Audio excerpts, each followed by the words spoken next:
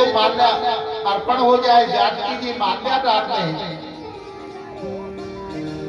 विश्वामित्र जी कहने लगे हमारा काम था केवल धनुष को तोड़वाने का। धनुष हमने तोड़वा दिया। जयमाला का काम होता है लेडीज डिपार्टमेंट का, महिला वर्ग का। आप जानो कैसे भी जयमाला डरवाओ, हमें तो केवल धनुष तोड़वाना था। धनुष हमने तोड़वा दिया। बेचारे सैनिक हताश होकर के जानकी जी के पास में आ गए। बोले सब हथियार थे। जानकी जी ने लक्ष्मण जी के ओर देखा। लक्ष्मण जी तुम ही कोई उपाय करो। लक्ष्मण जी की कहा ताकत थी तो बड़े भैया से कहते भैया तुम झुक जाओ। परंतु माँ का कहना था तो माँ को जानकी जी को भाभी माँ को इशारे इशारे में कह दिया कि भैया कोई उपाय करता हूँ, युक्ति करता हूँ, अगर चल जाए। अब तो लक्ष्मण जी अपने सिंहासन से खड़े हुए और बोले भैया आपने कमाल कर दिया, आपकी जय हो, आपकी जय हो। ऐसा कहते कहते राम जी के पास में आ गए। आपने इस धनुष को तोड़ दिया, आपने कमाल कर दिया, आपकी जय हो, आपकी जय हो। और आके राम जी के चरणों में लंबे लेट जाते हैं। और जैसे ही लंबे लेटे राम जी तो जयमाला भूल गए और अपने भाई को उठाने के लिए नीचे झुके कि जानकी जी ने इतने में माल्या ली और जैसे झुके फट देसी माल्या पहना।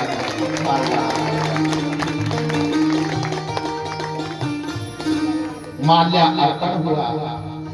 निमंत्रण भेजा गया अयोध्या में। वहां से बारात आई। 2 दुल्हा तो यहाँ पे 2 और आए, भरत और शत्रुघ्न। चारों भाइयों का विवाह हुआ। जानकी जी का विवाह मेरे प्रभु श्री राम के साथ में हुआ। उर्मिला का विवाह लक्ष्मण जी के साथ में हुआ। मांडवी का विवाह भरत लाल के साथ में हुआ। और श्रुतकीर्ति का विवाह शत्रुघ्न लाल के साथ में हुआ। चारों भाइयों का विवाह हुआ।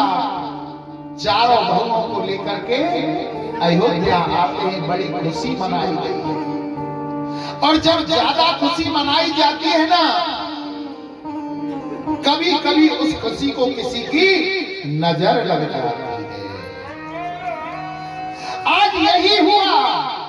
अयोध्या की खुशियों को नजर लग गई। भरत और शत्रुघ्न तो अपने नाना के यहाँ पर घूमने गए। अयोध्या में राम लक्ष्मण थे। दशरथ जी ने देखा कि अब मुझे बुढ़ापा आ गया, मेरी पूरी दाढ़ी सफेद होने जा रही है। अपने गुरु वशिष्ठ जी के पास गए और जाकर के कहा गुरु जी देखो अब चौथी अवस्था आ गई, बाल भी सफेद हो गए, क्यों ना राम को राजा बना दिया जाए। गुरु वशिष्ठ जी ने कहा बहुत अच्छी बात है।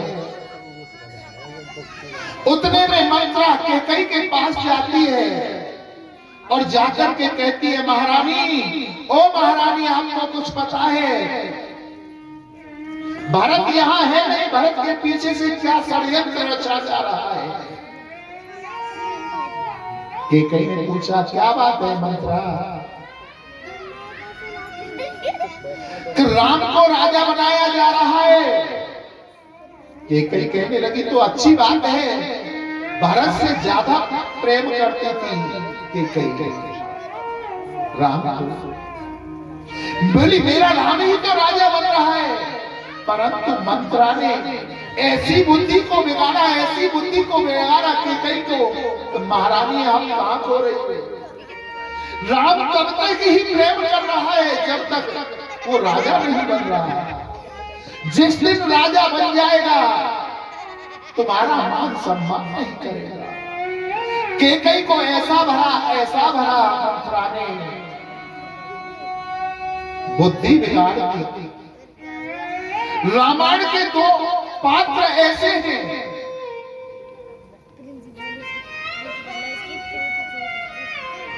रावण के पास में विभीषण जो राक्षसों में रहकर भी बिगड़ नहीं पाया राम का भक्त, और मंथरा एक ऐसा पात्र है जो राम के पास ही रह करके सुधर नहीं पाई। उस मंथरा ने आज कैकेयी के मन को बदल दिया। कैकेयी ने उसी क्षण सुंदर वस्त्र और आभूषणों का परित्याग किया और कोप भवन में चली जाती है।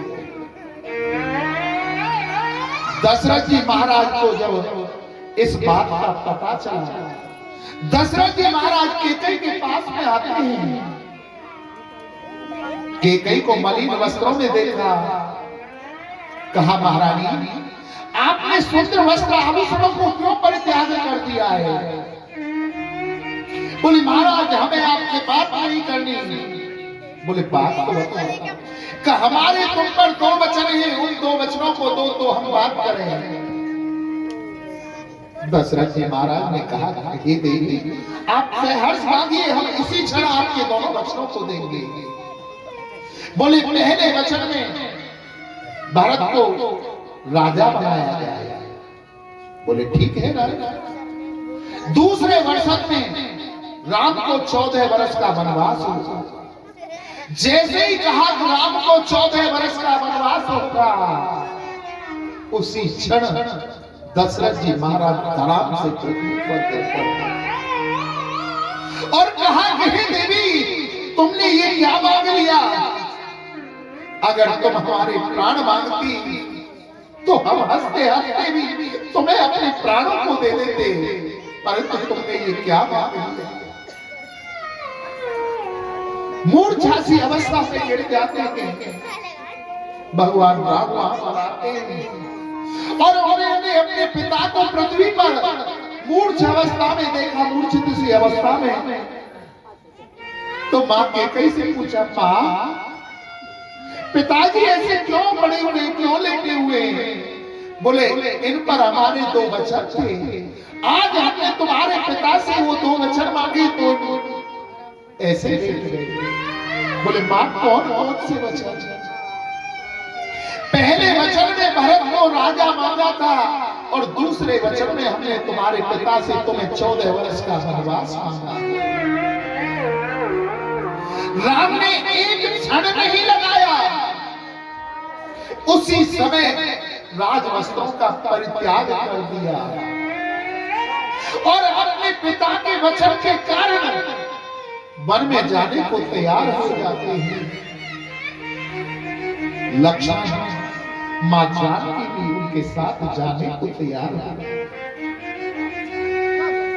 दशरथ जी ने सुमंत्र जी से कहा कि हे सुमंत्र जी इन्हें पता नहीं है जंगल कैसा होता है, तुम रथ पर ले जाओ, थोड़ा घुमा कर इन्हें वापस ले आओ। जैसे ही प्रभु श्री राम चलते हैं कि सारी अयोध्या उनके साथ चल देती है। तमसा नदी के किनारे पर पहुंचे। रात को सारे अवधवासियों को वहीं सोता हुआ छोड़ करके मेरे प्रभु आगे बढ़ जाते हैं। और जब लौट करके सुमंत जी अयोध्यावासी आते हैं तो सुमंत जी से पूछा मेरा राम कहाँ है, मेरी सीता कहाँ है, मेरी बहू कहाँ है, मेरी पुत्री कहाँ है, मेरा बेटा कहाँ है? बोले महाराज वो तो वन पर गए। राम राम कहि राम राम कहि तन परे हरि बिरहु बिरह राउर गयो सुरधाम। राम राम कहते हुए दशरथ जी ने अपने प्राणों का परित्याग कर दिया, प्राणों को त्याग किया। विधाता की विडंबना देखो, जिस राजा के 4 पुत्र हैं आज अंत समय में एक भी पुत्र उनके पास नहीं है। अब उनकी अंत्येष्टिया क्रिया करे तो उनके शरीर को तेल कढ़ाई में रखा गया। भरत शत्रुघ्न के पास में सूचना भेजी नाना नानी के वहां से बहुत शत्रुघ्न आते हैं। आकर के अपने पिता की अंत्येष्टि क्रिया करते हैं और जब उन्हें पता चलता है कि मेरी मां कैकेयी के कारण मेरे भैया राम वन को गए और मेरे पिता की मृत्यु हुई, सबसे पहले कौशल्या के पास जाते हैं और जाकर के कहते मैं तेरे चरणों की सौगंध खाता हूं, मुझे इस राज की आवश्यकता नहीं है। जिस राज्य पर भैया राम का अधिकार है मैं उस पर कभी नहीं बैठूंगा। कौशल्या जानती थी अपने भरत को आज अंत में भर लिया और मां कौशल्या को सांत्वना देकर के दशरथ जी महाराज मैया कैकेयी के पास जाते हैं। मैया कैकेयी को आज मैया नहीं कहा है, हटीली कहा। ओ हटीली तेने काठानी मन में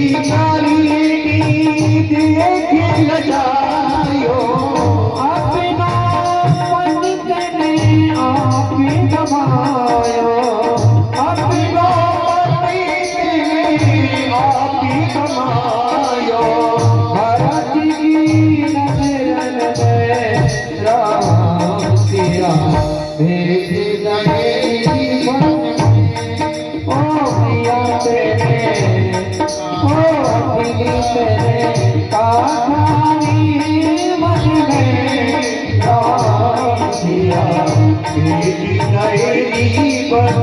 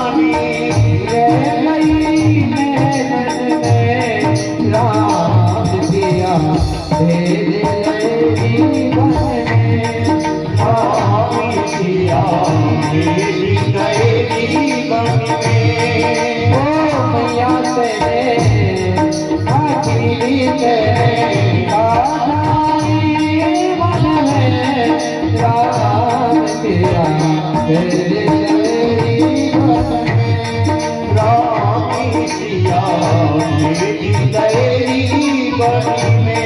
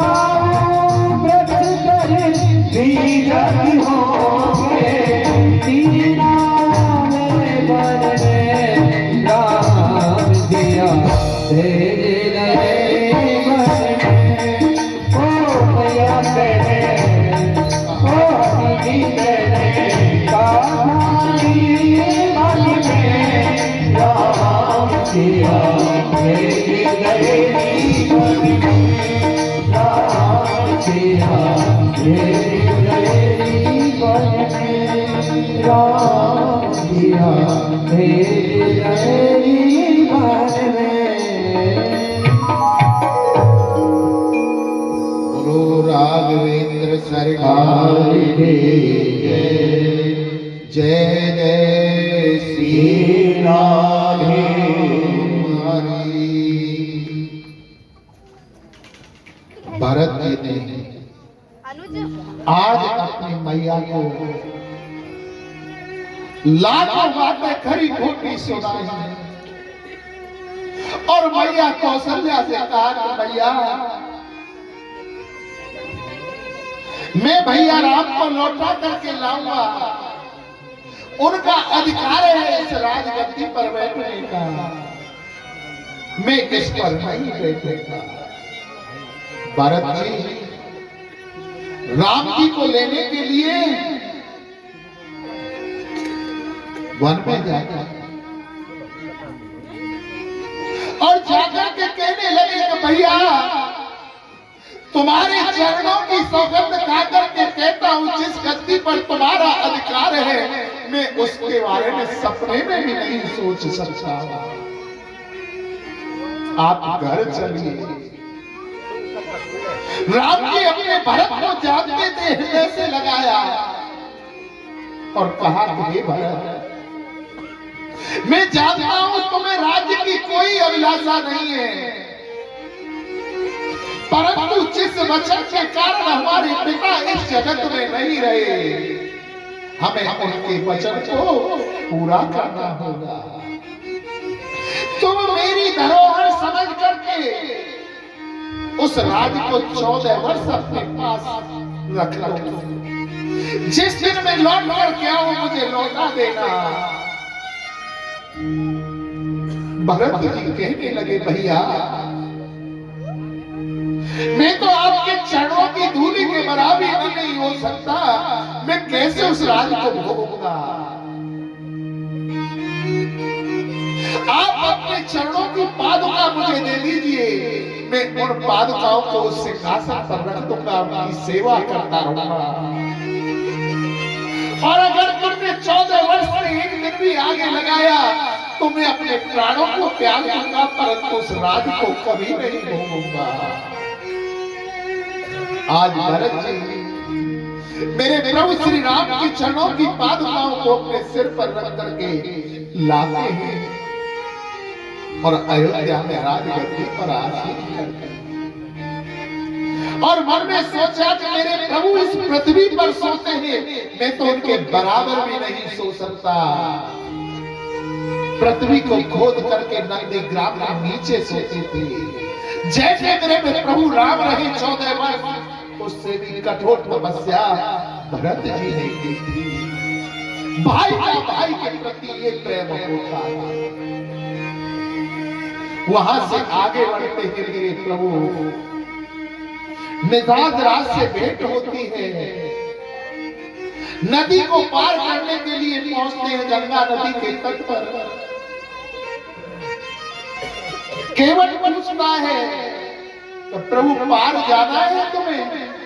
कहा भैया पार हो जाना है तो पहले मैं तुम्हारे चरणों को धोऊंगा तब पार उतारूंगा। आज केवल प्रभु के पैरों को धो करके उनका चरण में पीता है।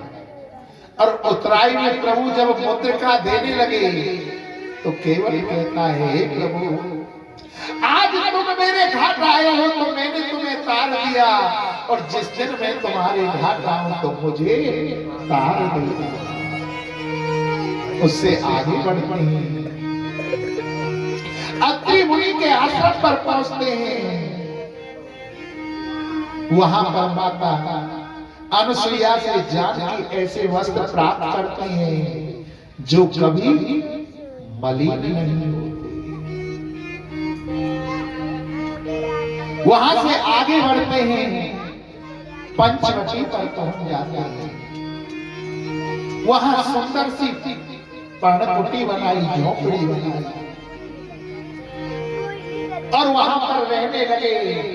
तो वहां पर मौसी जी आ गई। ये मौसी जी पता है कौन है? सूर्पणखा। रावण की 2 माताएं थी। एक माता से एक पुत्र था जिसका नाम था कुबेर, जिसे कैलाश पर्वत पर भंडारी भोले भंडारी ने कुबेर राज बना रखा। दूसरी माता से 3 पुत्र और 1 पुत्री, रावण, कुंभकर्ण, विभीषण और सूर्पणखा। इस सूर्पणखा का विवाह जिह्वा नाम के राक्षस के साथ हुआ, परंतु कोई कारण ऐसे बने कि रावण ने ही अपनी बहनोई को मार दिया। उस सूर्पणखा ने पंचवटी में आकर के राम को देखा तो उन पर मोहित हो गई, अपना रूप बदल लिया और जाकर भगवान राम के पास में पहुंच गई। राम ने कहा, देवी तुम कौन हो और यहाँ इस जंगल में क्यों घूम रहे हो? बोले हम अपने लिए पति ढूंढने के लिए निकले हैं। बोले पति ढूंढने का काम तो माता पिता का होता है, परिवार वालों का होता है। बोले जो माता पिता ने ढूंढे वो हमें पसंद नहीं आए, हमने रिजेक्ट कर दिए, फेल कर दिए। बोले अच्छा कैसा चाहिए तुम्हें पति? मिला नहीं मिला? कहा अब मिल गया। सूर्पणखा कहने लगी, तुम सम पुरुषन मोसम नारी, ये संयोग विद्यो रचो विचारी। कि तुम्हारे समान कोई पुरुष नहीं है और मेरे समान कोई स्त्री नहीं है इस जगत में सुंदर। ये विधाता ने संयोग बनाया है। विधाता ब्रह्मा जी ब्रह्मलोक से देख रहे, अरे कितनी पापी झूठी बेर, मुझे भी बदनाम कर रही है। ब्रह्मा जी ने अपनी पोती उठाई, सबरी किताब 4 बार आगे थे, पीछे के पलटी और पीछे थे आगे के पलटी पर कहीं भी सूर्पणखा राम को विवाह नहीं किया। बोली कैसी झूठ में जो मुझे कोई उल्टा झूठा बना रही है कि विधाता ने ये संयोग लिखा। राम जी कहने लगे कि हे देवी देखो, हम तो तुमसे विवाह कर नहीं सकते, क्योंकि हम तो ऑलरेडी पहले से ही शादी शुदा है। ये हमारी पत्नी बैठी हुई है सीता। एक काम करो, देखो वो कोने में बैठे ना गोरे गोरे, उनके पास चले जाओ, उनसे तुम शादी करो। अब सुपर्णखा वहां से राम जी को और जानकी को छोड़ करके लक्ष्मण जी के पास गई और जाके कहने लगी, ए जी सुनी कि लक्ष्मण जी को दिमाग खराब। बोले ए जी बारी है तो हम छोड़ के आए अयोध्या में, और या भी आवाज जंगल में कहां पे आ रही है, ए जी हो जी बारी। लक्ष्मण जी ने टेढ़ी नजर उठा के देखी। बोले कहो देवी। बोले देखो सामने से बैठे ना वो हमसे शादी करना चाहते हैं, परंतु हमें ब्लैक मैन पसंद नहीं है, हमें तो व्हाइट मैन चाहिए, बूढ़ा व्हाइट मैन से शादी करते हैं, आप हमसे शादी कर लो। लक्ष्मण जी समझ गए कि भैया ने बला को हमारे ऊपर टाल दियो है। लक्ष्मण जी जब मजाक करें तो बड़ो अच्छो। बोले हम विवाह तो कर लेंगे, परंतु पता है वो कौन है? वो अयोध्या के राजा हैं। जब पिताजी की 3 है सके तो भैया की का 2 है। बोले राजा हैं वो, हम तो उनके नौकर हैं, सर्वेंट। अगर हमारे साथ में शादी करोगे तो तुम्हें झाड़ू पोछा जो नौकर नौकरानी को काम रहे वो करना पड़ेगा, झाड़ू लगानी पड़ेगी, चौका लगाना पड़ेगा, बर्तन मांजने पड़ेंगे, कपड़ा धोने पड़ेंगे। महाराज से शादी करो। अब तो सुपर्णखा लौट करके राम जी के पास में आया और सुपर्णखा मन में सोचने लगी कि जब तक इनके पास में ये स्त्री है ये मुझसे शादी नहीं करेंगे। अब तो सुपर्णखा ने बड़ी भारी भयंकर राक्षसी का रूप बनाया और सीता जी पर जैसे ही झपटने को हुई तो लक्ष्मण जी ने नाक कान काट लिए, नकटी बना दी, नकटी बन गई। रोती रोती खरदूषण के पास में गई। खरदूषण का मेरे प्रभु ने उद्धार कर दिया। लंका में गई, रावण से जाकर के कहा भैया देखो वन में 2 राजकुमार हैं, उनके साथ एक बहुत सुंदर राजकुमारी थी, उसे हमने तुम्हारे लिए लाना चाहती थी, तो मेरे नाक कान काट लिए। अच्छा, तो रावण मारीच के पास गया। मारीच से कहा कि तुम मेरे साथ में सोने का मृग बन के चलो, जानकी का हरण करके लाएंगे। मारीच सोचने लगा कि अगर मैंने इस दुष्ट से रावण से मना करा तो ये मुझे मारेगा और मरना मुझे वहां भी है, तो कम से कम प्रभु राम के हाथ तो मरूं जिससे मेरी मुक्ति होगी। न चाहते हुए रावण के साथ में मामा मारी चाहते हैं और हिरण बन करके वहां घूमने लगे। जानकी जी की जब दृष्टि उन पर पड़ी तो जानकी जी ने प्रभु राम से कहा कि हे रघुवर ये मृग बड़ा सुंदर है, इसकी मृग छाला हमें ला दो ना।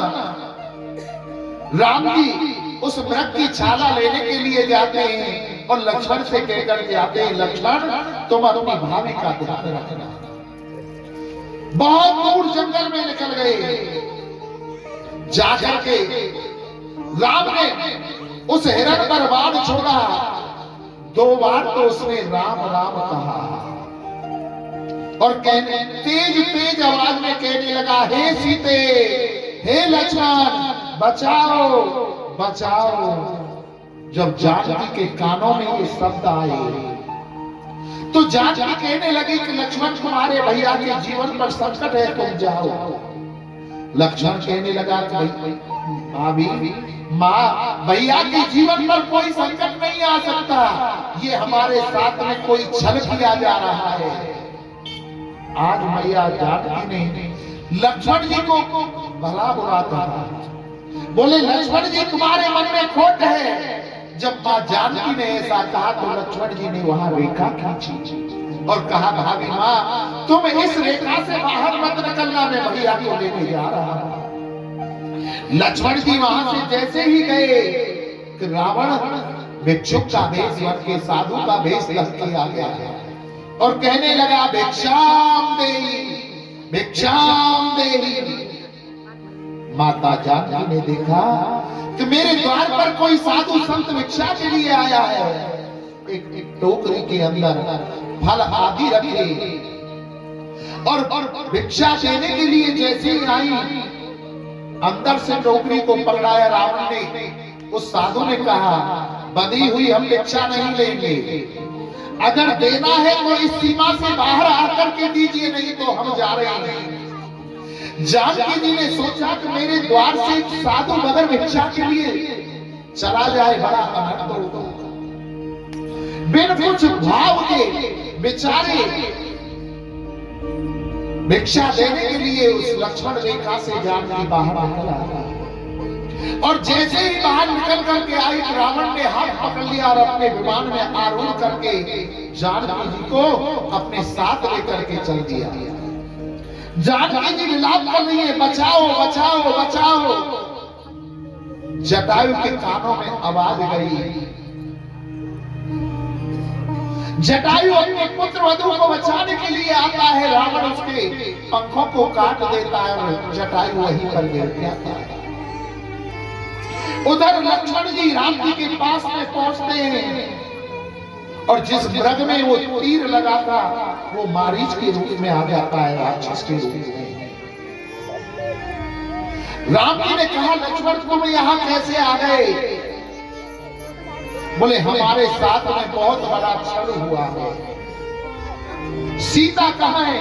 बोले, पंचवटी पर आकर के देखते हैं तो पंचवटी पर मां जानकी नहीं मिलती। प्रभु श्री राम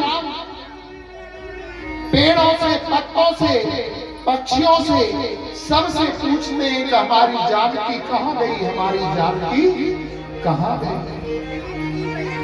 हे खग हे मृग मधुकर श्रेणी, तुमने देखी सीता मृग ने,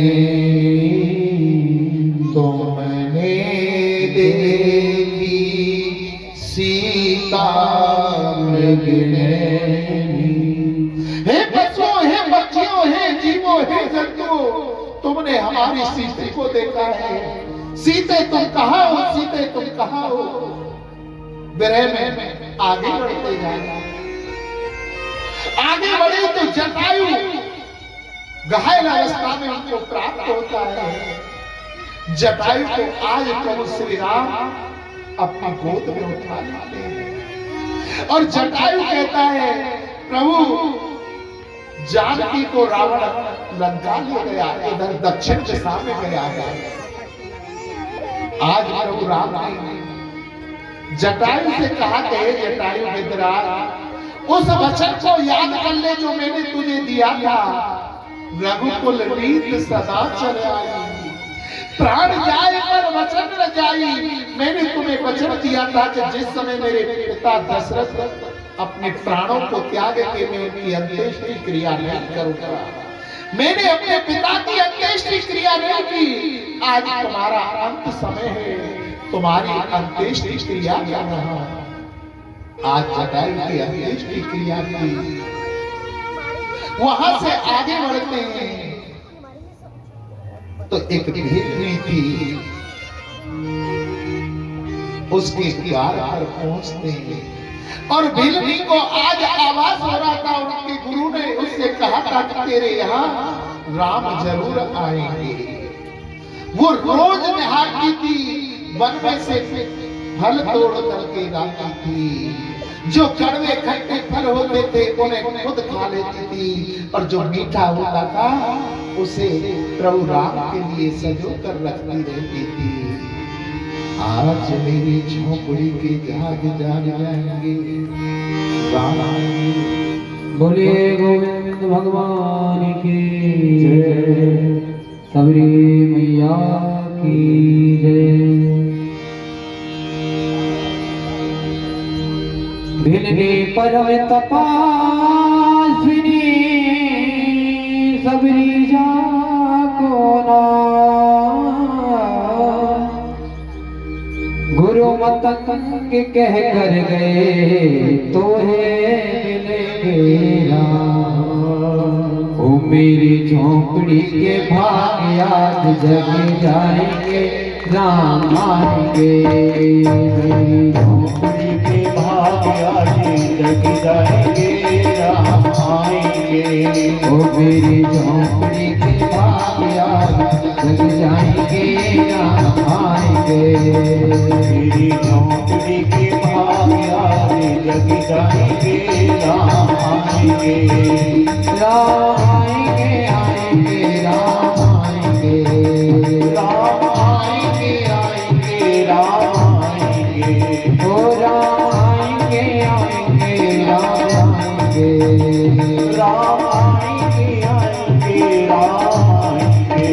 ओ मेरी झोंपड़ी के भाग आज जग जाएंगे राम आएंगे। मेरी झोंपड़ी के भाग आज खुल जाएंगे राम आएंगे।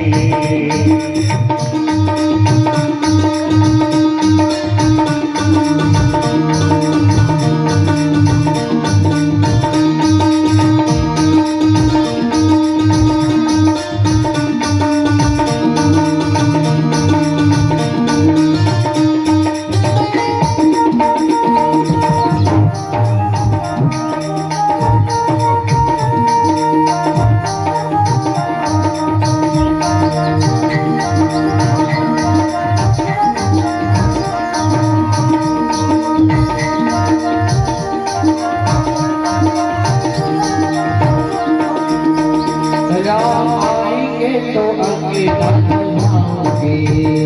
राम आएंगे तो अकेला सजाऊंगी। मैं तो दीप जला के दिए जला के दीवाने मनाऊंगी। दिए जला के दीवाने मनाऊंगी। ओ मेरे घर में पैसा बिक जाएंगे राम आएंगे। मेरी झोंपड़ी के भाग आज खुल जाएंगे राम आएंगे।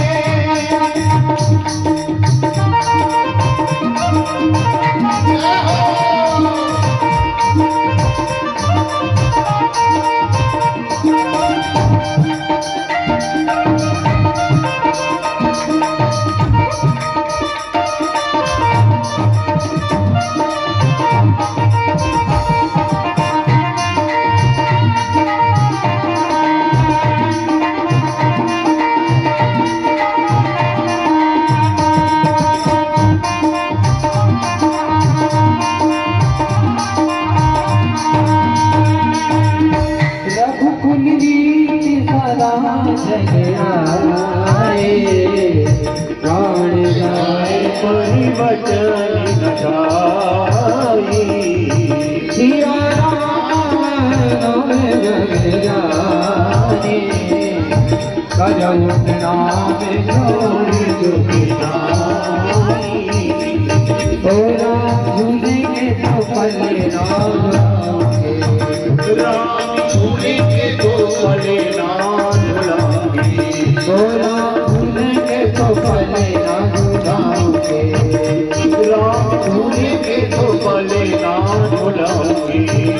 मीठे मीठे में तो भजन सुनाओगे। मीठे मीठे में तो भजन सुनाओगे। ओ मेरी जिंदगी का मेरी जिंदगी का सारा दुख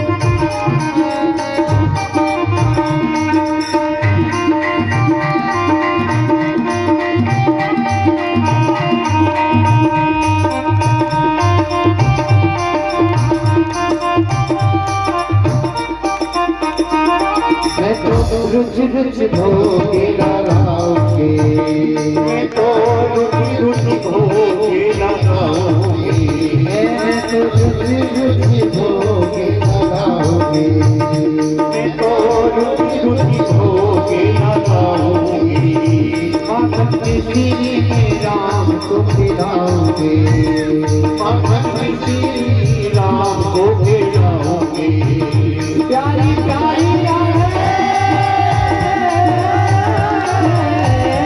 प्यारी प्यारी राधे प्यारे श्याम आ जाएंगे, राम आएंगे, तेरी झांकड़ी के भाग्य खुल जाएंगे, राम आएंगे, तेरी झांकड़ी के भाग्य खुल जाएंगे, राम आएंगे।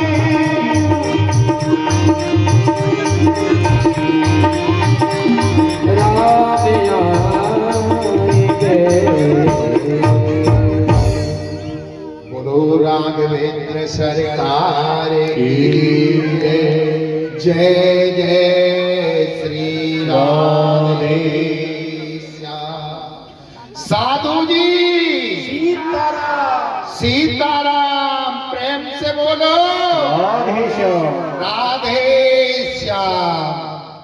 आज मेरे प्रभु सबरी के यहाँ पर पहुंचते हैं और माता सबरी के झूठे वीरों का भोग लगा, वहां से आगे बढ़ते हैं। सुग्रीव ने देखा कि दो राजकुमार धनुष बाण रख करके यहां पर आ रहे हैं, कहीं मेरे भाई बाली ने मुझे मारने तो नहीं भेजे। तो उनकी जानकारी निकालने के लिए हनुमान जी को भेजा। हनुमान जी भेष बदल करके आते हैं। हनुमान जी का चारों युग में प्रताप है, चारों युग प्रताप तुम्हारा। यहां एक प्रश्न याद आ रहा है। हमारा एक चेला था चंगीलाल, धीरे धीरे सब जानते जा रहे हैं, परंतु हम ये नहीं बताएंगे वो पलवल का ही था। और पलवल में भी इसी कॉलोनी प्रकाश विहार एनक्लेव का था। ये नहीं बताएंगे, नहीं तुम सब मिलने पहुंच जाओ। हमारी चेला चंगीलाल की पत्नी का नाम था मुन्नी बाई। एक दिन चेला चंगीलाल ने सोचा चलो मुन्नी बाई को मेला दिखा करके लाते हैं। मेला दिखाने के लिए मेला कहाँ लगता है? हाई सेकेंडरी स्कूल में दशहरा का जो मेला लगता है। चंगीलाल अपनी पत्नी मुन्नी बाई को लेकर के दशहरा ग्राउंड में सीनियर सेकेंडरी स्कूल में पहुंच गया। वहां इतनी भीड़ चंगीलाल पैसे उसकी पत्नी खो गई मुन्नी बाई। अब चंगीलाल का दिमाग खराब, आगे मेन गेट की तरफ तो निकला नहीं गया। सीनियर सेकेंडरी स्कूल में जो पीछे की तरफ गेट था उससे निकल करके नाथ सिनेमा हॉल के मंदिर की तरफ चलाया, जो सीताराम जी का मंदिर है ना, वहां गया बेचारा बड़ा दुखी। उन पंडित जी से पूछा, बोले होगी तो देखी जाएगी। पंडित जी पूछूं जैसे तैसे, एक ही हमारी पत्नी और वो भी मेला में खो गई। पंडित जी के पास गए और पंडित जी से जाके गई, पंडित जी देखो जीवन में पहली बार तो हम मेला देखने आए और हमारी पत्नी भी हमसे खो गई है, पत्रा देव देवताओं कहीं मिल जाएगी कि नहीं। पंडित जी बड़े होशियार है, बोले चेला चंगीलाल एक काम करो, तुम कैंप में जाओ गुरत्याल पे, वहां से 1.25 मन लड्डू देसी घी के लेके आओ, तुम्हारी पत्नी तुम्हें मिल जाएगी। चंगीलाल ने सोचो 1.25 मन देसी घी लड्डू में अगर पत्नी मिल जाए तो हमको कोई बुराई नहीं। अब तो जी चंगीलाल कैंप में गुरुद्याल के पास में गए और सबावन देसी घी के लड्डू लेके, और कैंप के पीछे जो कॉलोनी आ रही है पंचवटी मंदिर वहां पे निकल के वहां कर आ रहे, और वहां पे लड्डू में से देसी घी की बड़ी महक उड़ रही। पंचवटी मंदिर के पुजारी जी बाहर निकल के ठाड़े, उनने देखी सूंघो देसी घी की लड्डू की महक आ रही है। बोले भैया लाला कहाँ जा रहे हो, कहाँ लड्डू ने लेके जा रहे हो? बोले महाराज कहा बताऊं, आज जीवन में पहली बार तो हम मेला देखने के लिए आए और हमारी पत्नी मुन्नी बाई हम में से मेला में खो गई। जो आगे सीताराम जी को मंदिर है उन्होंने कही कि सवाबन देसी घी के लड्डू को भोग लगा दे तो पत्नी मिल जाएगी। ये लड्डू सवाबन उन्हीं के लिए लेके जा रहे सीताराम मंदिर पे। हनुमान जी मंदिर वाले, पंचवटी में मंदिर वाले बड़े समझदार, बोले अरे चंगे लाल क्यों बाबरो है रोए। जब वह राम जी की बहू खो गई, वहां पे अपनी बहू ढूंढी गई जो तेरी बहू ढूंढ के ला दे। वहां की बहू किसने ढूंढी? हमारे हनुमान जी लाल ने। तू हमारे हनुमान जी को भोग लगा दे, तेरी बहू मिल जाएगी। चंगी लाल को दिमाग खराब, घूम को बोले सही कह रहे। जहां पे अपनी पत्नी ना ढूंढी गई, वो हमारी पत्नी है, क्या ढूंढे वो? अब बोले जो लड्डू लेके आ रहे भैया हनुमान जी को भोग लगाओ। हनुमान जी को भोग लगा के परिक्रमा लगाने लगो चंगीलाल मंदिर की। इतने में वह जो चंगीलाल की पत्नी ने जो सीनियर सेकेंडरी स्कूल में खोई, अब वहां पे आगे तो गेट पे निकले ना, वो पीछे के निकल के, और जो पंचवटी के गेट पे जो चौतराव ना वहां पे बैठे सहता रहे आराम से। बोले आराम से घर के जाऊंगी हार गए। इतनी देर में चंगीलाल अपनी परिक्रमा करके पूरी, और जैसी द्वार पे आयो तो मुन्नी बाई मिल गई। बोलो राधे राधे।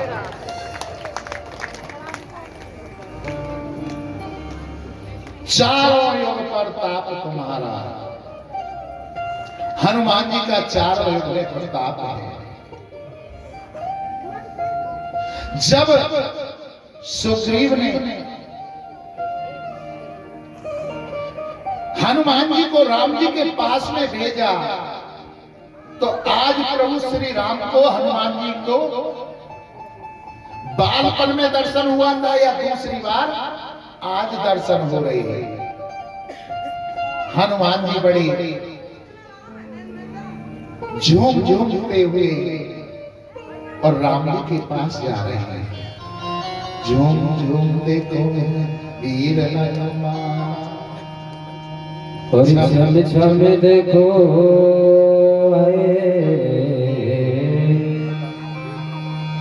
छम छम नाचे देखो वीर हनुमाना।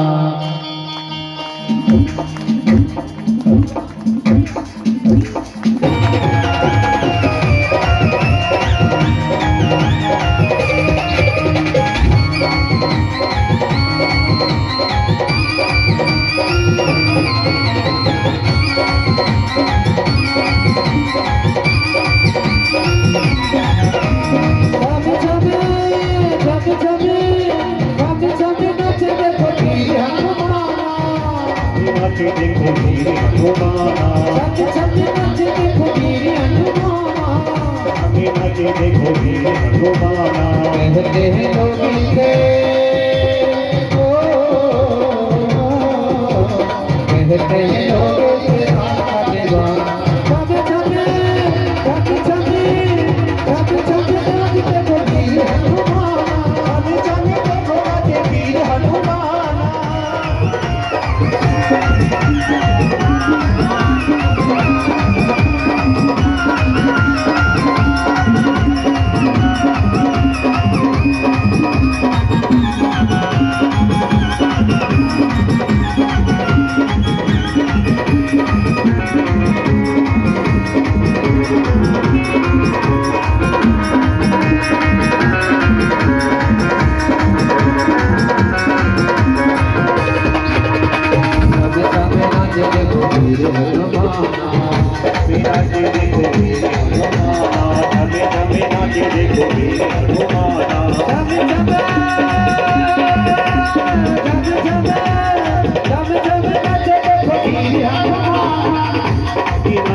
देखो वीर हनुमान, देखो वीर हनुमान। कहते हैं जोगी से, कहते हैं जोगी से राम देवा। जब जब नाचे देखो वीर हनुमाना, जब नाचे देखो वीर हनुमाना, जब नाचे देखो वीर हनुमाना। ला ला ला ला ला ला ला ला, ला ला ला ला ला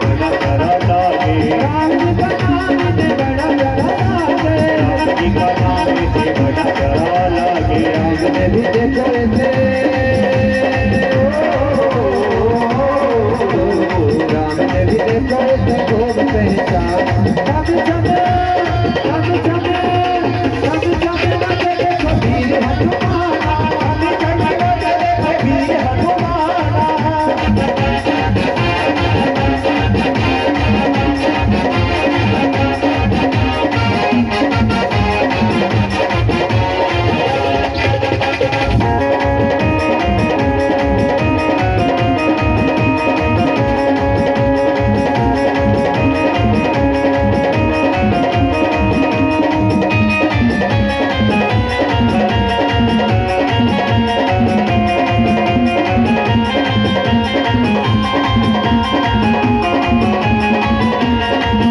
ला।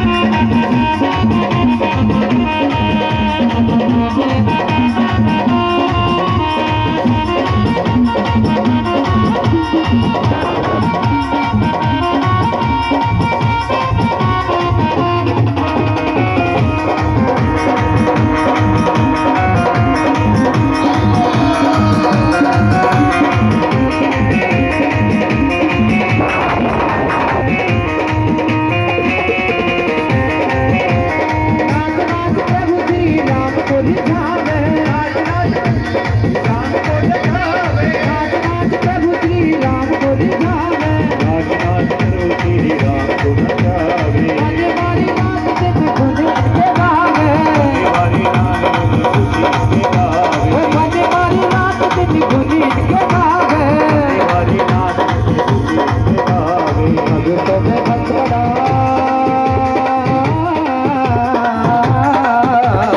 भगतों में भक्त बड़ा दुनिया ने मां, सब छमे नाचे देखो वीर हनुमाना, सब छमे नाचे देखो वीर हनुमाना, राम राम श्री राम, राम राम सिया राम, राम राम सिया राम, राम राम सिया राम, राम राम सिया राम, राम राम सिया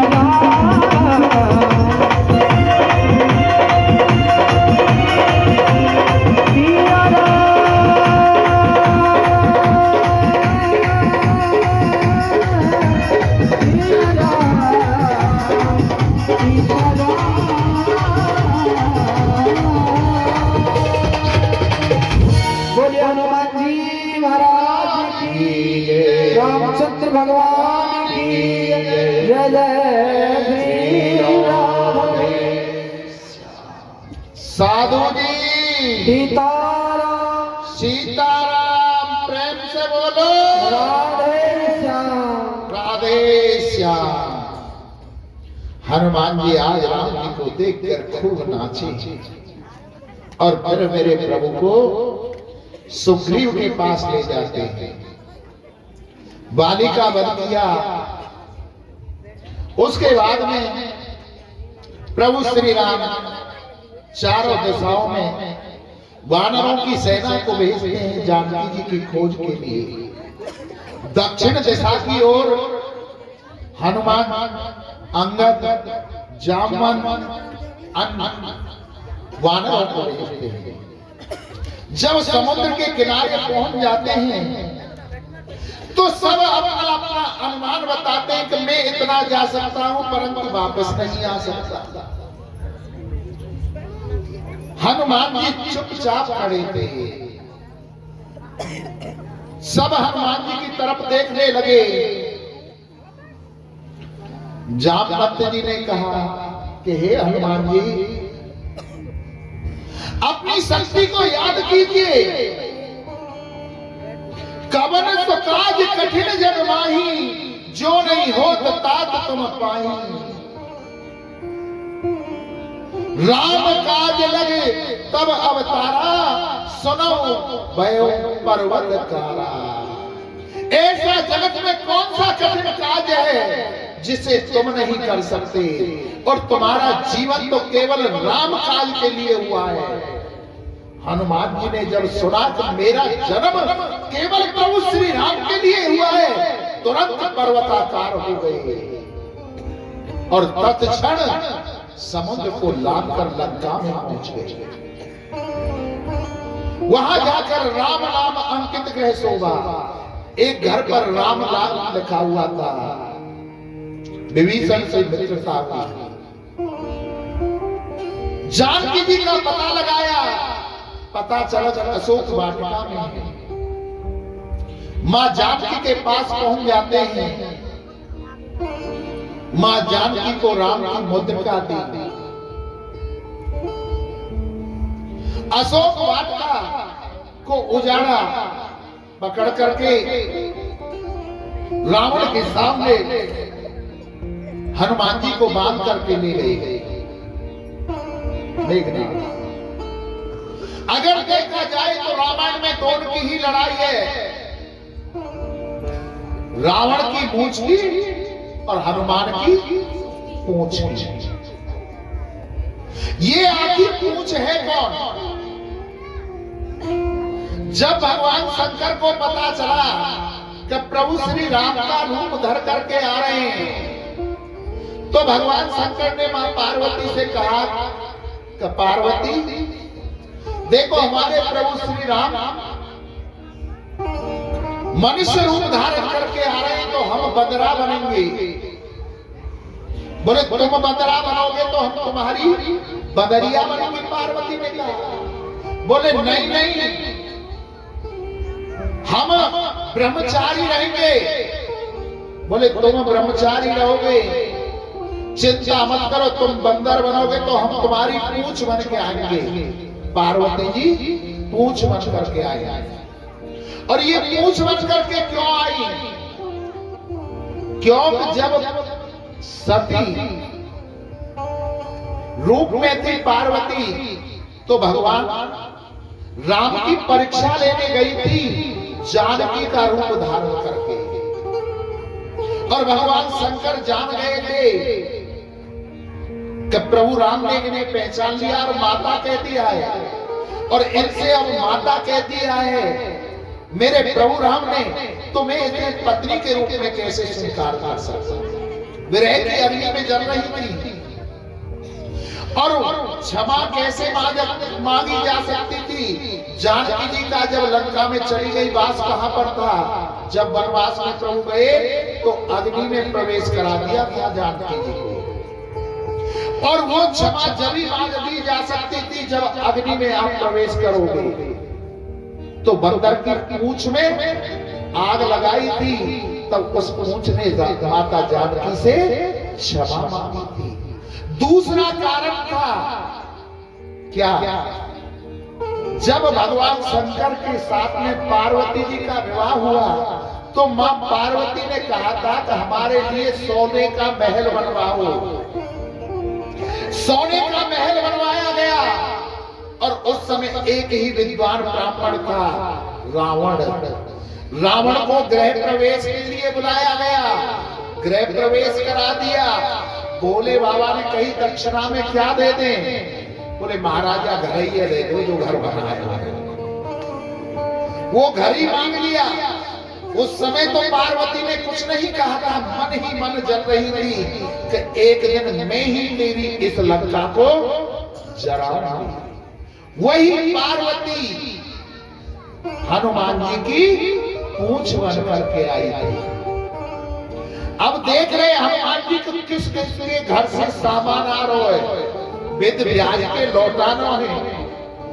अब तो जा घर से तेल बाती कपड़ा आयो, हनुमान जी की पूंछ पे लगाए, आंच लगाई, उलट पलट लंका सब जारी, पूरी लंका को जला दिया। जिसके भी घर से वो आया था, केवल किसके घर से नहीं आया था? विभीषण के घर से। बोले इस घर को छोड़ दो, केवल विभीषण का घर बचा था, बाकी सारी लंका को जला दिया। जानकी जी की निशानी लेकर राम के पास आते हैं, समुद्र पर पुल बनाते हैं और लंका में पहुंच जाते हैं। युद्ध होता है। वैसे तो राम कथा 9 दिन में पूरी नहीं होती है, और हमको अभी 1 बजे से 5 बजे तक 4.25 घंटे मिले हैं राम कथा करने को। तो अब जल्दी जल्दी करनी पड़ेगी, क्यों? 5:30 और 6 बजे भैया दूधर के भैया हमें यहाँ छोड़ के, तो इसलिए अब राम कथा को यहीं पर जल्दी से समापन करके कृष्ण कथा की तरफ बढ़ते हैं। लंका में पहुंच जाते हैं।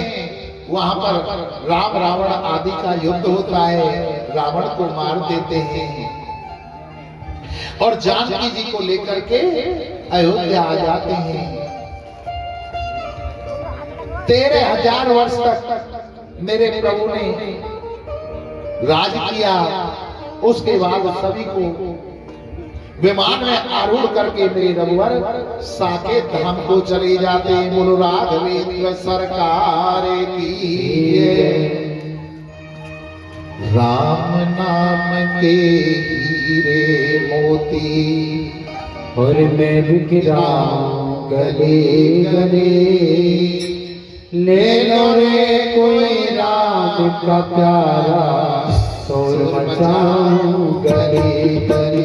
बोलो राम बोलो राम बोलो राम राम राम, बोलो राम बोलो राम बोलो राम राम राम।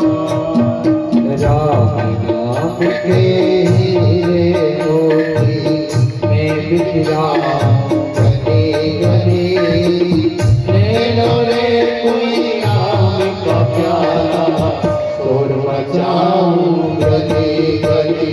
बोलो राम, बोलो राम, बोलो राम राम राम, बोलो राम, बोलो राम, बोलो राम राम राम।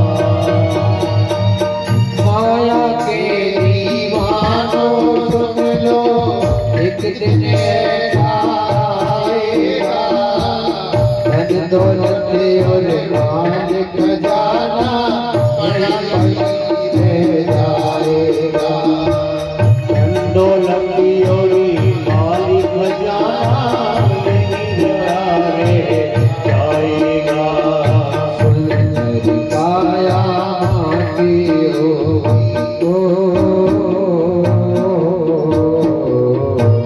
सुंदर काया माटी होगी चर्चा होगी गली गली। ले लो रे कोई राम का प्यारा, शोर मचाऊं गली गली। बोलो राम, बोलो राम, बोलो राम राम राम।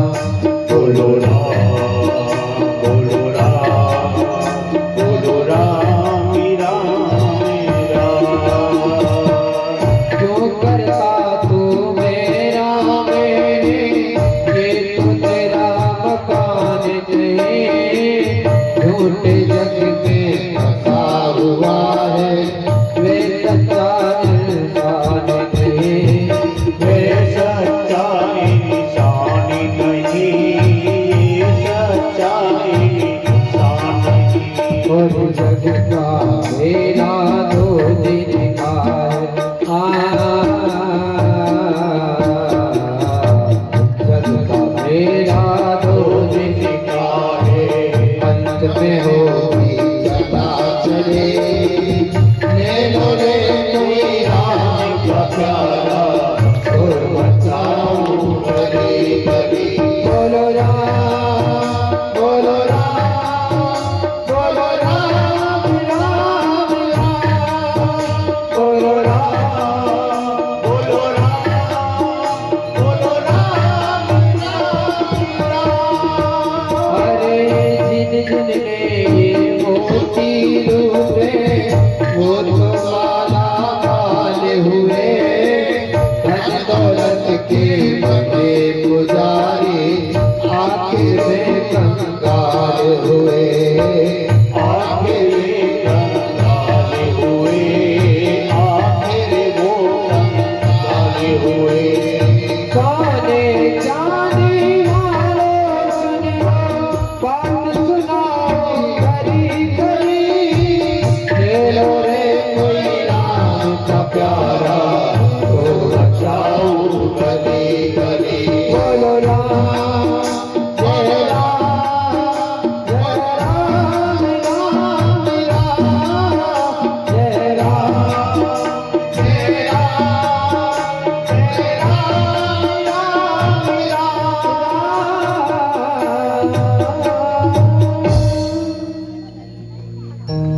बोले राम लला भगवान की जय। साधुनी सीताराम, सीताराम, प्रेम से बोलो राधे श्याम, राधे श्याम। रे मन मूरख कब तक जग में जीवन व्यर्थ गमाएगा। राम नाम नहीं गाया तो अंत समय पछताएगा। इसलिए जीवन में राम नाम का लेना अति आवश्यक है। राम नाम की महिमा मैं तुम्हें बताता हूं। देखो रे अक्षर जो है हमारी हिंदी वर्णमाला का कौन सा शब्द है?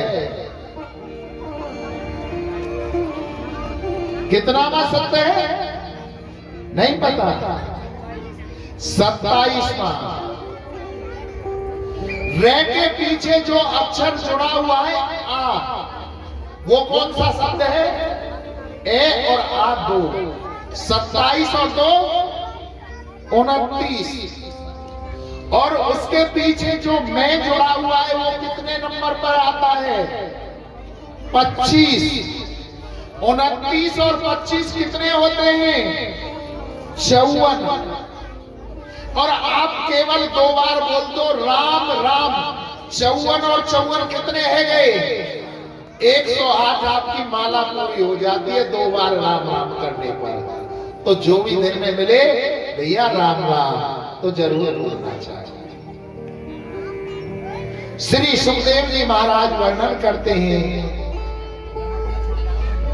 कि नारायण के पुत्र हुए ब्रह्मा जी और ब्रह्मा जी के पुत्र हुए अत्रि, अत्रि के पुत्र हुए चंद्रमा, चंद्रमा के पुत्र हुए बुध और बुध के पुत्र हुए पुरुषा। इसी वंश में आगे चल करके आयु, शतायु, सत्यायु, रे, जय, विजय अनेक चंद्रवंशी राजा हुए। श्री सुखदेव जी महाराज वर्णन करते हैं कि एक मथुरा के बड़े प्रतापी राजा थे जिनका नाम था उग्रसेन। उनके कोई संतान नहीं थी।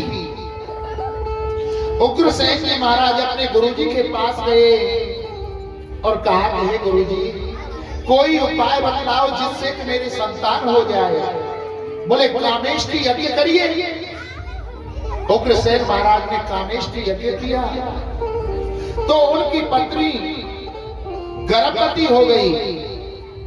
और एक बार उनकी पत्नी वो अपनी सहेलियों के साथ भ्रमण करने के लिए वन में गई, जंगल में। उस जंगल में एक दुर्मिल नाम का राक्षस रहता था। उस राक्षस की छाया उस गर्भ पर पड़ गई और जब उस बालक ने जन्म लिया, ब्राह्मणों ने उनकी कुंडली देखी तो राजन से कहा कि हे राजन उग्रसेन, तुम इस बालक को त्याग कर दो, इसे या तो मार दो या छोड़ दो। ये बालक बड़ा ही कलंकी होगा, दुष्ट होगा। अब कौन पिता है जो अपने पुत्र को मार सके? उग्रसेन महाराज ने क्या काम किया? उस बालक को लता पताओं में लपेटा और जमुना जी में प्रवाहित कर दिया कि मैं मार तो नहीं सकता। वो बालक यमुना जी में बहता हुआ जा रहा था को उस यमुना जी में आगे गोकुल में सूरसेन महाराज स्नान कर रहे थे। को बालक जाकर के सूरसेन जी से टकराता है। सूरसेन महाराज उस बालक को लता पताओं में से निकालते हैं, अपने घर लाते हैं और अपनी पत्नी से कहते हैं कि परमात्मा ने हमें वसुदेव तो पहले ही दे रखा था, एक बालक आज और विधाता ने दे दिया। वो बालक वहां बढ़ने लगा। वो बालक कौन था? कंस। जब बालक वो 12 वर्ष का हो गया कंस, तो नारद जी ने आकर के उस बालक को बताया कि तेरे पिता सूरसेन नहीं है, तेरे पिता मथुरा के राजा उग्रसेन हैं और तुम्हें ब्राह्मणों को कहने पर गंगा यमुना जी में प्रवाहित कर दिया। अब तो रात्रि में ही कंस उठ करके गया और कैलाश पर्वत पर पहुंच गया। वहां बहुत भारी तपस्या की और भगवान शंकर को उन्होंने प्रसन्न किया। 8 वर्ष में 12 वर्ष के गए थे और 20 वर्ष में वहां से लौटे। 8 वर्ष तक तपस्या की। भगवान शंकर ने एक धनुष दे दिया, कहा कि नारायण के सिवा इसको तोड़ नहीं सकता और जो इसको तोड़ देगा वो तुझको छोड़ नहीं सकता। कंस उस धनुष को लेकर के अपने मथुरा आता है और यहाँ आकर व्योमासुर सक्तासुर, धैनकासुर, केसी, पूतना, अरिष्टासुर, अनेक राक्षसों को अपनी सेना में मिलाया और मथुरा पर चढ़ाई कर दी और सबसे पहले अपने पिता को ही उग्रसेन को जेल में बंद कर दिया, ठोक दिया। सारे राज्य में दौड़ी पिटवा दी कि आज से कोई भी पूजा नहीं करेगा, कोई यज्ञ नहीं करेगा। अगर पूजा करनी है तो हमारी पूजा करो, यज्ञ करना है तो कंस महायज्ञ करिए और मंत्र बोलना है तो कंसाय नमः इस मंत्र को बोलो। प्रजा डर के मारे इसका राज्य करने लगी, पूजा करने लगी। एक दिन कंस के मन में भाव जागृत हुआ कि मेरी चाचा की पुत्री है जिसका नाम देवकी है, क्यों ना उस देवकी का विवाह किया जाए। अब विवाह के योग्य हो रही है तो मन में प्रश्न उठा कि किसके साथ में विवाह करूं। तो अंदर से आवाज निकल के आई कि जिसके साथ मैंने बचपन बिताया, जो मेरा बचपन का सखा है, जिसके साथ में मैं बड़ा हुआ हूं, वसुदेव से अच्छा देवकी के लिए कोई वर नहीं हो सकता। अपनी बहन का विवाह वसुदेव के साथ में कर दिया और विवाह करके अपनी बहन को बिठा करके रथ में जैसे ही चलने को हुआ तो उसी समय आकाशवाणी हुई, प्रदीप प्रणी कंसवा भा अष्टमा शरीरवा अष्टमास्तन अष्टमो गर्भो हन्तयाम पसे बुधे। कि हे कंस, जिसको तू आज छोड़ने जा रहा है इसी का अष्टम गर्भ तेरा काल होगा। ये नहीं लेकिन कहा बेटा तो बेटी, अष्टमा गर्भ तेरा काल होगा।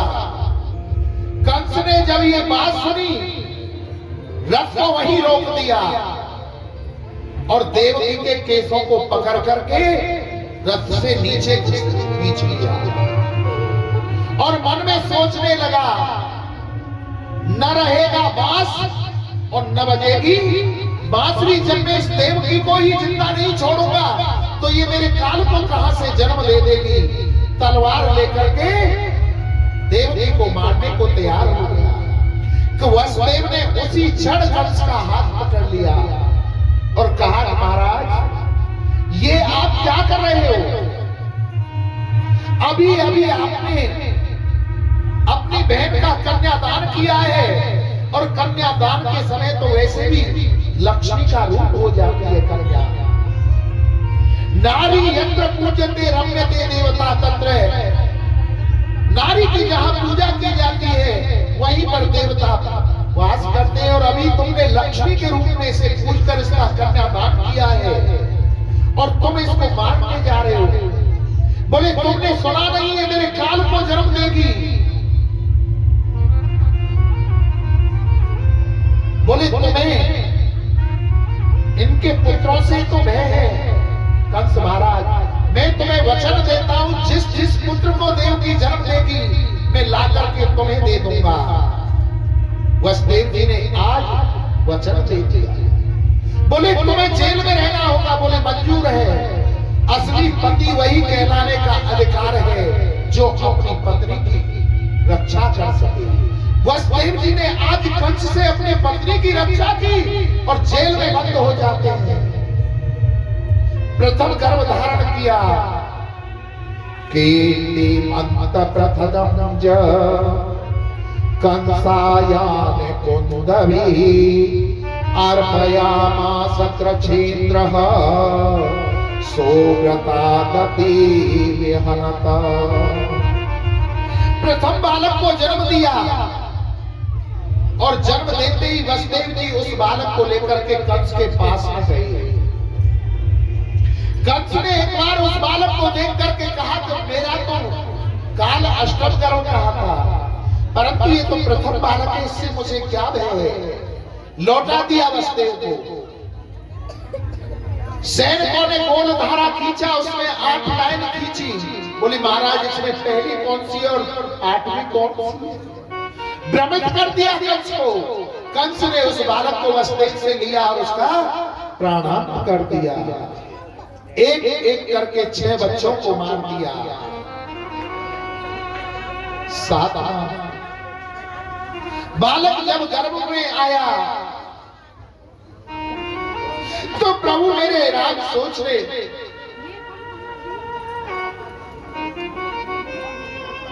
कृष्ण परमात्मा सोचने लगे कि ये तो मेरा बलराम है, ये तो मेरा लक्ष्मण है जो बलराम जी के रूप में आया, इसको बचाना होगा। माया को आदेश दिया तो माया ने उस बालक को देवकी के गर्भ से निकाल करके माता रोहिणी के गर्भ में पहुंचा दिया।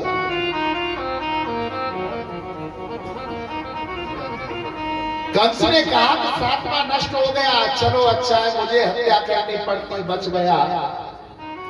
8वां गर्भ धारण हुआ। भादों का महीना आ गया। कंस ने 20,000 सैनिक और बुला लिए, पहरा मजबूत कर दिया। और भादों का महीना जब लगा, रोहिणी नक्षत्र था, बुधवार का दिन था। माया ने आज विष्णु से कहा कि हे प्रभु विधाता से कहिए कि आज ब्रज की कमान मेरे हाथों में दे दे। भगवान विष्णु के कहने पर ब्रह्मा जी ने ब्रज की कमान आज माया को हाथों में सौंप दी। जितने सैनिक लगे हुए थे, रात के 12 बजते ही सारे सैनिक सो जाते हैं और शंख चक्र गदा वरमाला पहने हुए सबसे पहले देवकी और वसुदेव जी को चतुर्भुज रूप में नारायण ने दर्शन दिए। माता देवकी कहने लगी कि बेटा मैंने तो तुम्हें पुत्र बना करके बुलाया था और तुम तो जगत के पिता बन करके आए हो। भगवान कहने लगे कि भैया हम आपको माँ कहेंगे, आप हमें बेटा कहो।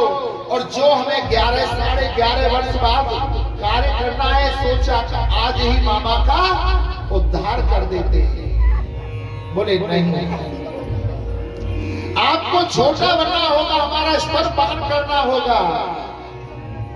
बोले अगर हम छोटे बनेंगे तो तुम्हें हमारी रक्षा करनी होगी। बोले हम कैसे रक्षा कर सकते हैं, हमारे हाथों में हथकड़ियां हैं, पैरों में बेटियां हैं। बोले उसकी आप चिंता मत करो, हमें गोकुल पहुंचा देगा।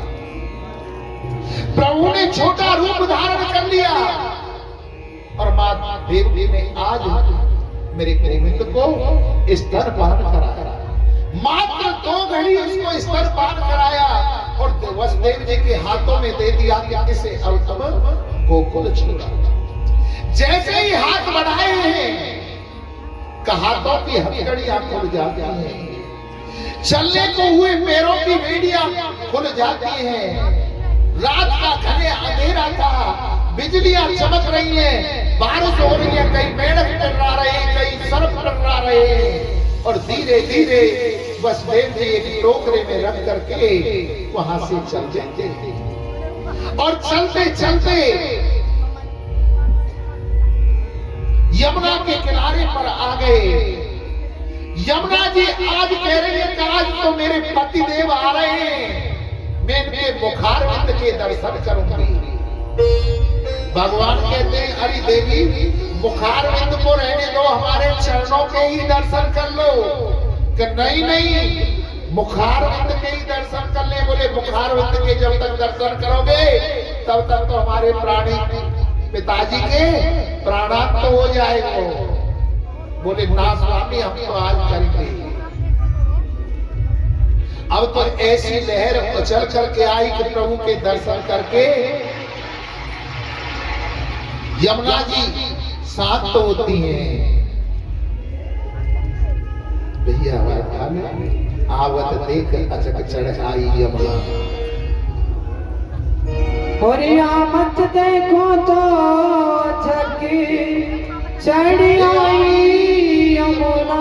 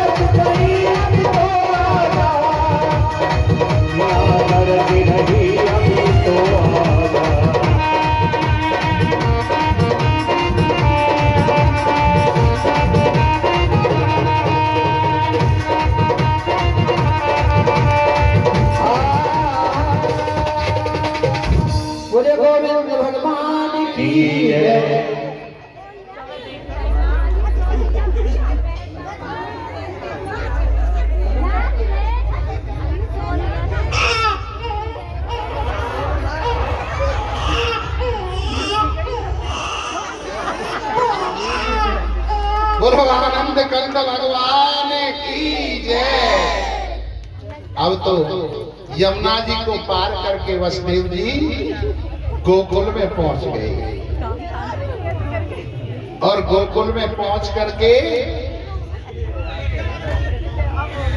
लाला को नंदरानी के पास में लुटाया और वहां से कन्या को लेकर के मथुरा आ जाते हैं और वो मथुरा अष्टभुज रूप धारण कर लेती है कन्या और कहती है कम से मुझ जैसे निरपराधियों को मारने से तुझे कुछ नहीं मिलेगा, तेरा काल तो जन्म ले चुका है। उधर दूसरे दिन नवमी के दिन सुनंदा और नंदा दो नंद रानी की नंद थी। अब सुनंदा ने देखा कि भाभी के पड़ोस में बगल में कोई लाला जीवी सी चुनरिया ओढ़ करके लेके हुए है। अब तो जाकर के देखो थोड़ी सी चुन्नी उठाई, जय श्री कृष्णा जय श्री कृष्णा, दौड़ लगा दी। देख के बाल गोपाल के और भैया के पास जाके बोली भैया बधाई हो बधाई हो।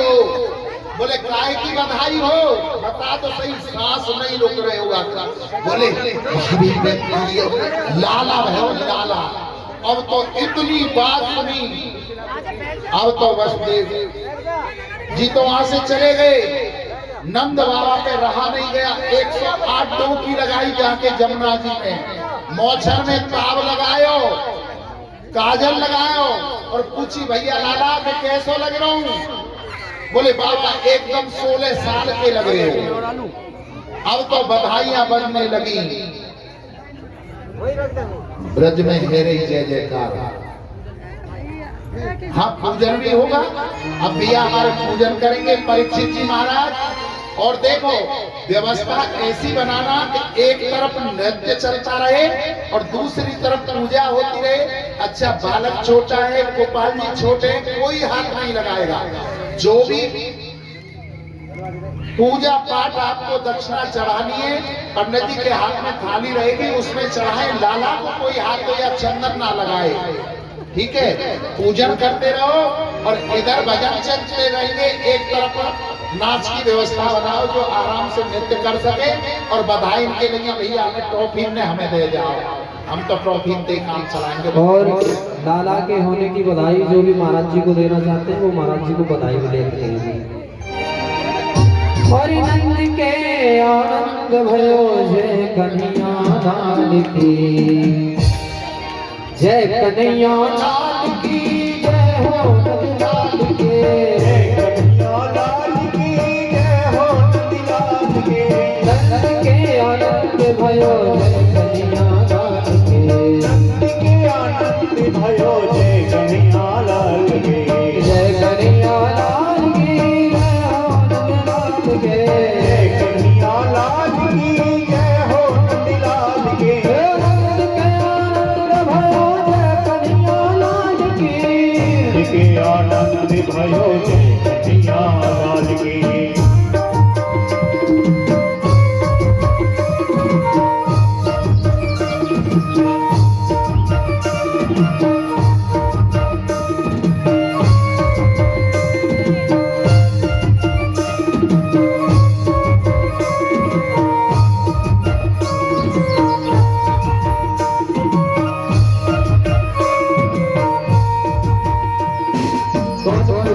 हाथी घोड़ा दीदी पाल के, हाथी घोड़ा दीदी पाल के, हाथी घोड़ा दीदी पाल के, हाथी घोड़ा दीदी पाल के। हाथी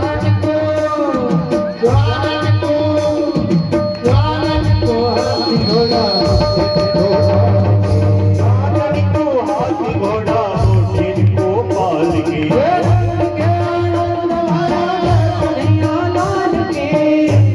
आनंद भयो जय कन्हैया लाल की। मैया नाचे बाबा नाचे, नाचे गोपी बाल रे, नंद के आनंद भयो रे। मैया नाचे बाबा नाचे, नाचे गोपी बाल रे, नंद के आनंद भयो, नंद के आनंद भयो जय कन्हैया लाल की, नंद के आनंद भयो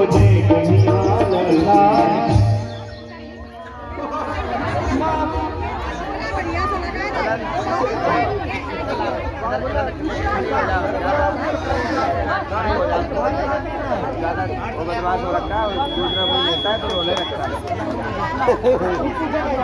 पीछे के हो जाओ समय पीछे मिलेगी हमारे जंगीलाल अपने करंट मैन की और जंगीलाल को मंगीलाल बन जाते हैं।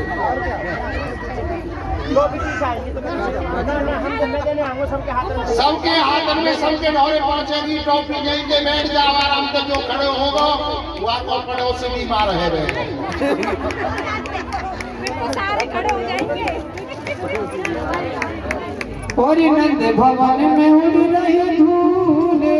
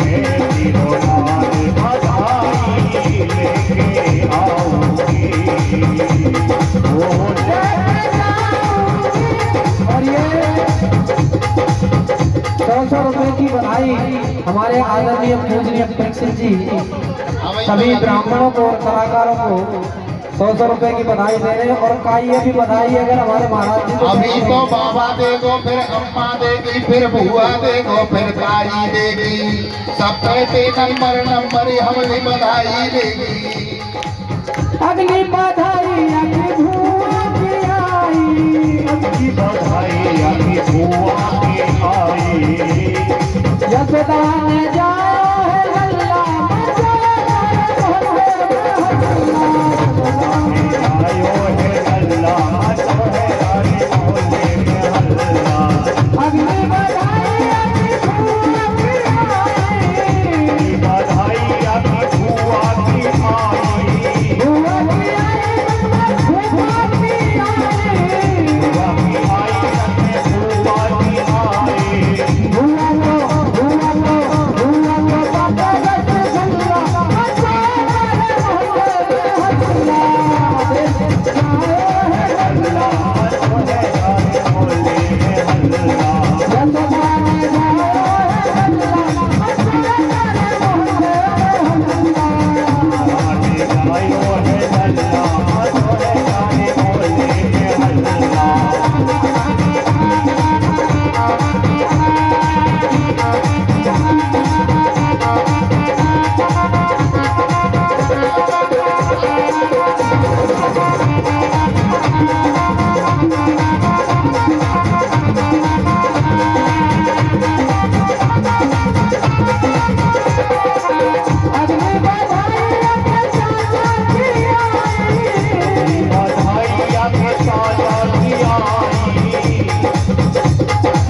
भैया जो भी चाचा चाची हो चाचा चाची आ गया भैया, चाचा चाची की नंबर वाली है। नाच नहीं मस्ते ही चाचा चाची महाराज जी। अगली बधाई अगली चाचा की आई, बधाई अगली चाचा की आई। चाचा की आई सब चाची की आई, आई रत्ने चाची की आई। कल चाचा चाची की एनिवर्सरी भी शूटिंग करती महाराज जी ने। भैया खाली हमें भी ना 10-10 20 संगीतकार के लिए भी का डेट काट है, इनवाई भी सोचो। कोई बात ना दिनों के करे हाथी पाम में तब को बाल पे महाराज जी। अगली बधाई अगली बधाई अगली बधाई धुआं की आई, बाबा की आवे। अगली बधाई अगले बाबा की आवे, अगली बधाई अगले बाबा की आवे। बाबा की आवे संगे अम्बा की आवे, बाबा की आवे रत्ने अम्मा की आवे। और अम्मा तो खावे दही हलवा मचाया रे मोहल्ले में हल्ला, यशोदा ने जाया है हल्ला तो है सारे मोहल्ले में हल्ला। झुक झुक जीवन मैया लो नाम तेरा, जीवे हो मैया तेरा तेरा। झुक झुक जीवन मैया लो नाम तेरा। जीवे हो मैया यो लाल तेरा। मामी अगली बधाई अगले बाबा की आवे, अगली बधाई अगली मामी की आवे। मामा सॉरी मामा मामी। अगली बधाई अगले बाबा की आवे, अगली बधाई अगली मामा की आवे। और आइए अगली बधाई जो हमारे ठाकुर जी के जो मामा मामी हैं वो आकर के महाराज जी को बधाई देंगे। कह दिए तब करवा दी लकारो पंडित जी ने ऐसे टाइम पे मामा मामी का हम लोग रहे। अगली बधाई अगले मामा की आवे, अगली बधाई अगले मामा की आवे। मामा की आवे बड़े मामी की आवे, मामा की आवे रत्ने मामी की आवे। मामी तो खावे रसगुल्ला मचाए सारे मोहल्ले में हल्ला, यशोदा ने जाया है हल्ला, तो है सारे मोहल्ले में हल्ला।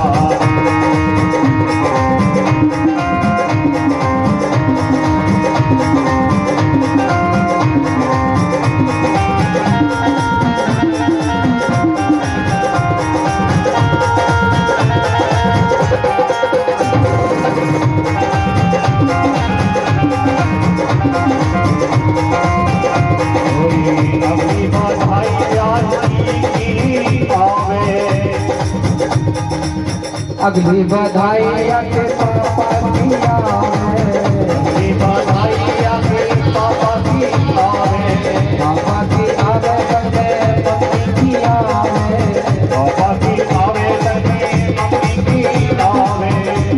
और आइए जो मामी जी है वो 50-50 रुपया दे सभी को बधाई दे रही है और ब्याज जी ने पता ही ना क्या रुपया दिए जी।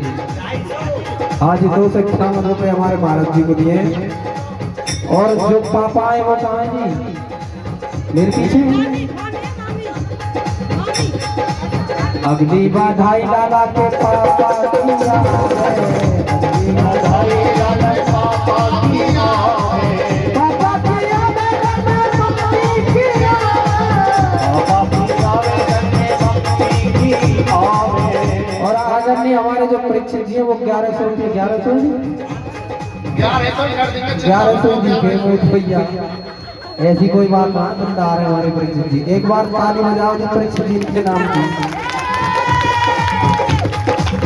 अगली बधाई हमारे परीक्षक जी की आवे, अगली बधाई लगी की आवे, पापा के संग में मम्मी की आवे, पापा की सगी में मम्मी की आवे। अगली बधाई हमारे प्यार जी की आवे, अगली बधाई हमारे प्यास की आवे। नानी जाइए। अगली बधाई लाला के नानी की आवे, अगली बधाई लाला नानी। और हमारे प्यार जी 100 रुपए से बधाई दे रहे हैं। एक बार प्यार जी के लिए जोरदार ताली बजाएंगे। जोर से बजाओ परवल के भक्तों। हाँ जोरदार ताली बजाओ। अगली बधाई लाला की नानी की आवे, अगली बधाई लाला नानी की आवे, नाना की आवे नानी की आवे, नाना की आवे कन्ने नानी की आवे। नानी तो पहले चूड़ी छल्ला, बच्चा बड़े मोहन है हल्ला।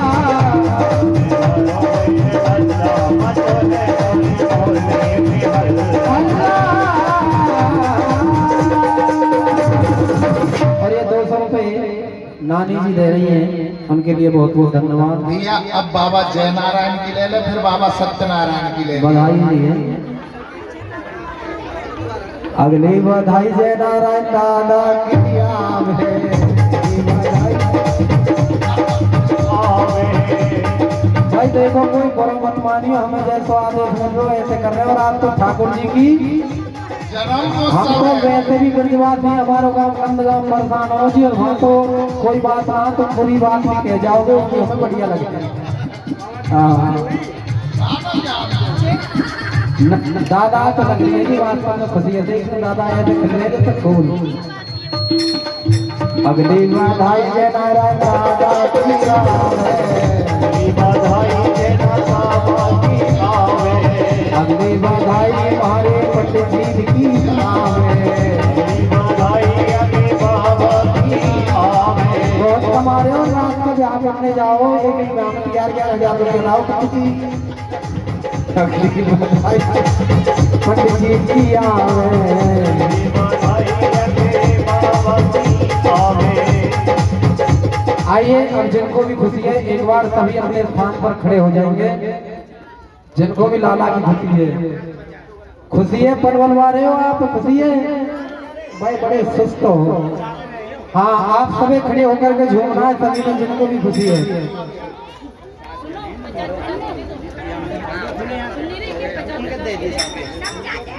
हाँ जी हिसाब किताब कर लेंगे पंडित जी।